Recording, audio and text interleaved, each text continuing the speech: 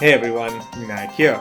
Today I have with me the Xiaomi Mijia 360 1080p home panoramic IP camera.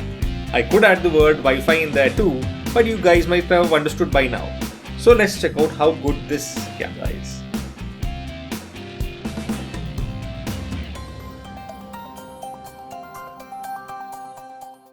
If you have been following my channel, you might know I've reviewed quite a few Xiaomi cameras earlier.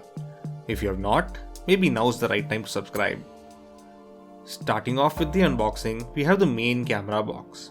And also included in the package is a converter plug that supports European and Indian plugs. So let's check what's within the camera box.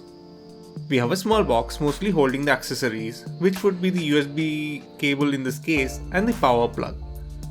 The camera comes wrapped in plastic with a cardboard holding it in place so as to not be damaged in transit. The price of the camera is $48, but during the sales you can get it for a $10 discount, so make sure to keep an eye out for that. So let's get all this off the camera, and this is how it looks. As I had inferred earlier, the accessory box has the power plug and a 2-meter long USB cable. Also available is a ceiling mount bracket, which allows us to mount the camera with just a twist and allows for easy removal. It comes with the required screws and fishers, which allow for the screws to have better grip inside the wall. The camera has rubber feet under it and provides a good grip and won't slip for small shakes when placed on the table or shelf. The rest of the device has a plastic build, and on the front we have the Mi logo. Right under the lens is the micro SD card slot, which gets concealed and lies flush with the rotating mechanism and is hidden away. Behind the camera there's a speaker used during installation and also for two-way communication via the app. Below is the micro USB port for charging, and beside that is the reset button to reset the device to factory defaults. Now that I have installed quite a few Xiaomi cameras, I know exactly what the prompts mean and can install these devices easily. Let's power the camera on. The length of the cable is 2 meters, which is around 6 feet. And it's a decent length. On powering on, the camera pans and tilts to its extreme positions in order to calibrate itself. On the phone, we use the Mi Home app, available on both Android and iOS. And we add the new cameras. Once the camera is on, a voice prompt indicates that it's ready to connect. If you don't hear the voice prompt, hold down the reset button for at least 5 seconds until it does. Now onto the app. On the page, select the checkbox that voice prompt was heard and then tap next. On the next screen, we are asked to select a Wi-Fi network. The app generates a QR code with credentials which is to be shown to the camera. That is by holding the phone right in front of the camera. The camera reads the QR code and connects to our Wi-Fi network and is available on the app.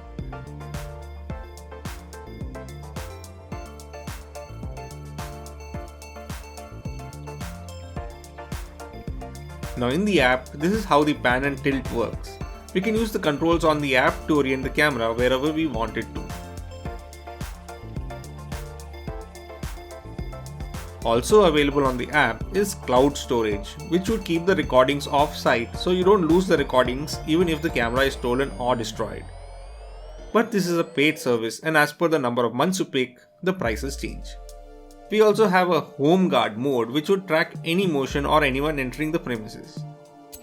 The camera sends you a notification if it detects any motion, so as long as you have an internet connection, you will receive the notification when someone enters the area or some motion has occurred.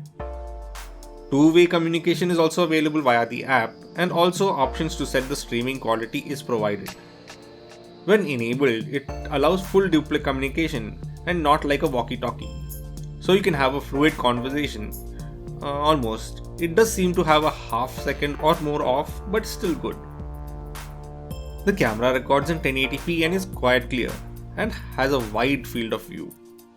The recordings are saved on the micro SD card and can be played back using the playback option. Do note that the micro SD card is not included in the package. When playback option is selected, the app displays times during the day recordings took place. Select a time and a list of videos are displayed. To view any, just tap on them. The new firmware updates on the Xiaomi cameras now allow dumping recordings to your NAS, which is really cool. I can now set up my network attached storage as a video dump storage, and the videos keep getting stored there when recorded. I use the Western Digital MyCloud drive, which has a storage of 3 TB. If you've not seen the video, the link to the review can be found on the top right.